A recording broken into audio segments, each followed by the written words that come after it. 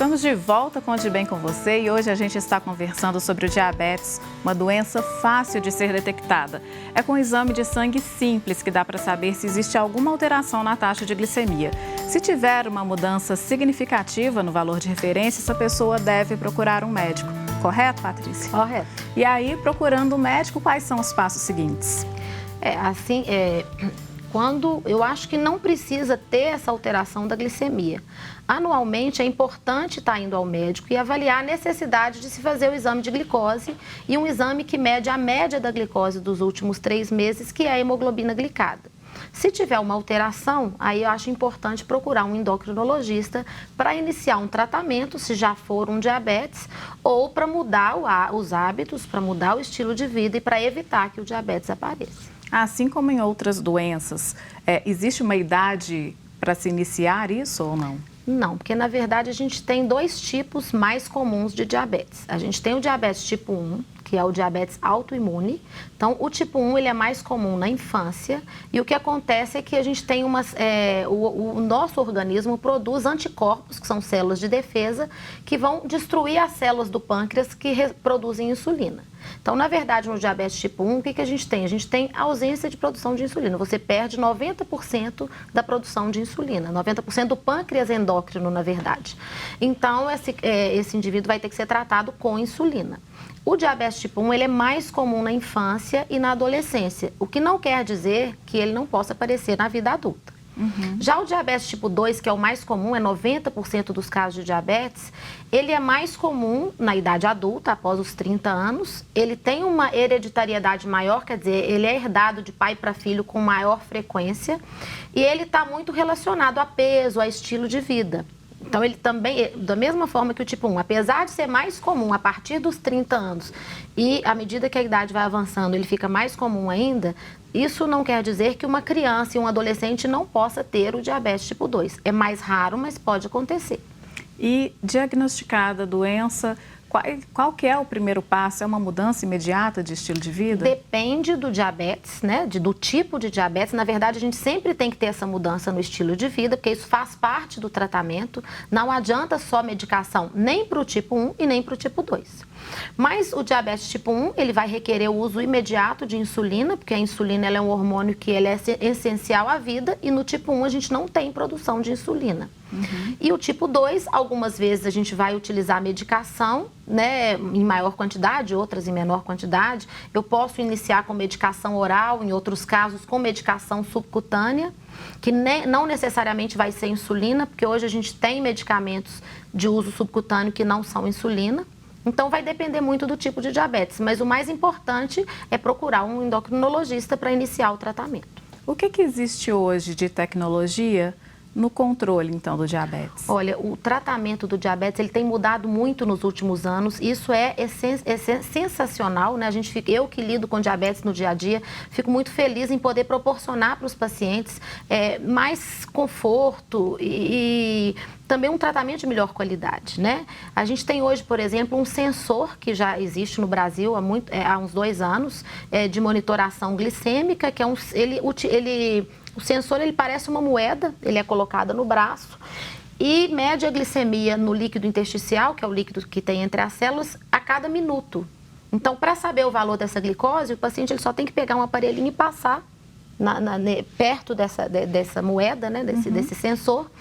E o mais importante, esse sensor ele armazena a glicemia ao longo das 24 horas. Então, quando a gente faz o download disso no consultório, a gente consegue ver um mapa de glicose de 24 horas. Então, eu consigo enxergar se a glicose está subindo, se ela está descendo e em qual horário.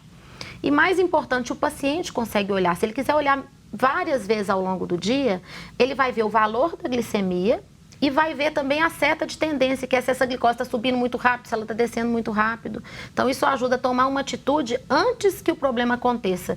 Por exemplo, se a glicemia está normal, mas está caindo muito rápido, ele pode ingerir um alimento antes de ter uma hipoglicemia.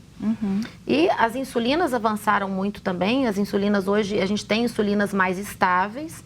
Nós temos bombas de insulina, que são aparelhinhos que a insulina fica dentro desses aparelhos e ela vai sendo liberada de acordo com o aparelho é pré-programado, vai sendo liberada continuamente no subcutâneo e, claro, se o paciente vai ingerir um alimento, ele tem que interagir com a bomba. Nós temos bombas com sensores que evitam hipoglicemia, então esse sensor ele é conectado com a bomba e ele conversa com a bomba. Então, quando ele entende que existe uma chance muito grande do paciente ter hipoglicemia, ele suspende a liberação de insulina pela bomba de insulina.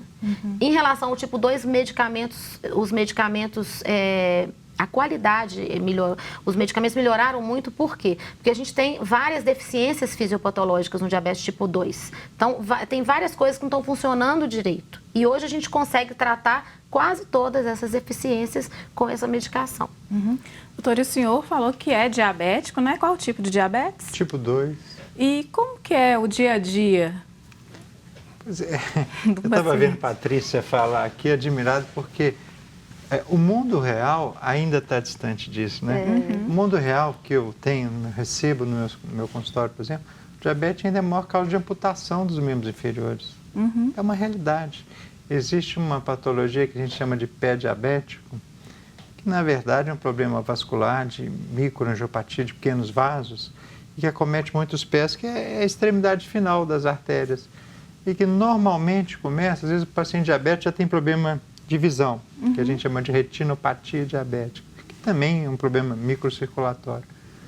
E também de sensibilidade. Então, às vezes, ele se machuca sem perceber, e esse machucado abre uma feridinha, e essa ferida não chega sangue o suficiente, aquilo vai aumentando, quando ele chega ao nosso consultório, já está a ponto quase de perder a perna. Uma das coisas que a gente fala muito para os nossos pacientes, olha, aprenda a examinar os seus pés. Sim. A ver se tem freiras, se tem micose, tem machucado.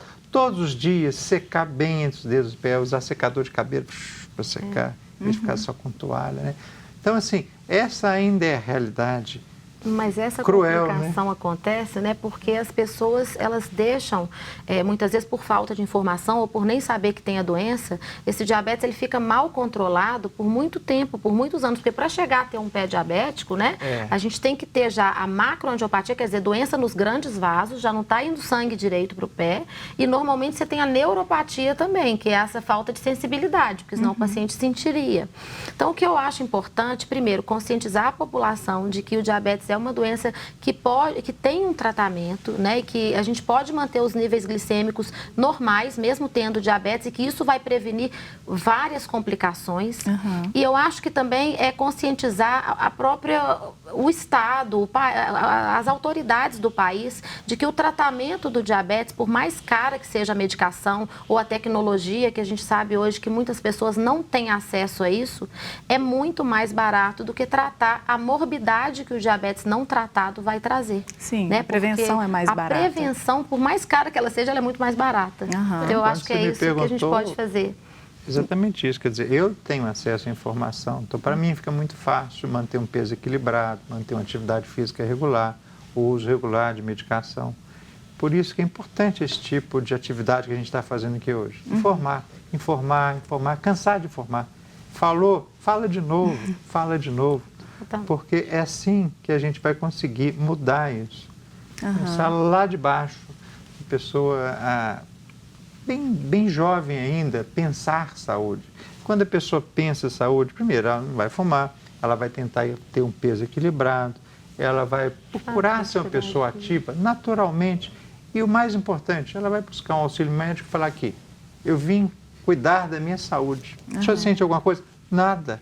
Mas eu quero saber se eu estou bem, se eu estou saudável. A diferença, por exemplo, entre a mulher e o homem, a mulher se cuida mais, porque aos 14, 15 anos, ela vai no ginecologista, ela é apresentada ao médico, o cara fala assim, não, você vai usar pílula, seja feliz e eu vou cuidar da sua saúde. Então, ela entende médico como uma coisa do bem.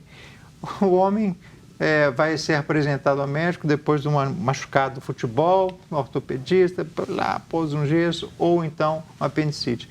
Então, a realidade para ele é que, médico é coisa de doença. Acabar com isso. Quer dizer, é muito importante que a gente procure naturalmente o médico falando, eu vim aqui, não tem nada, eu quero apenas saber se eu estou bem.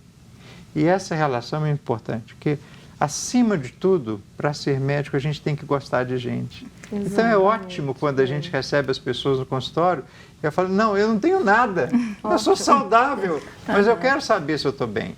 E aí sim, a gente vai atuar da melhor maneira do mundo, que é mantendo, no meu caso, a saúde vascular da pessoa. Então, é o que eu faço comigo. Quando eu descobri que eu era diabético, é claro que eu tomo a minha medicação adequada, que eu cuido bem dos meus vasos, mesmo me cuidando, eu tenho, por exemplo, a aterosclerose das artérias carótidas, que é um componente familiar forte na minha vida. Então, além das boas atitudes, além de se cuidar bem, é muito bacana a gente fazer um inventário das tendências familiares. Então, você pega lá 5, 6 doenças mais comuns da família e faz uma busca ativa, sem neura, mas é uma busca ativa. A minha família, todo mundo tem diabetes, varizes, hipertensão, papapá, e procura aquilo. Não adianta também você querer achar tudo. Ah, vou fazer 1 milhão de exames para saber se eu... Não, isso é bobagem, isso é loucura, a gente fica neurado. Não há necessidade. Até brinco no consultório que o ideal é fazer um chá da tragédia, chamar as tias velhas, pegar uma prancheta e falar, contem para nós de que nossa família tem aí de caca, de problema, e vai anotando.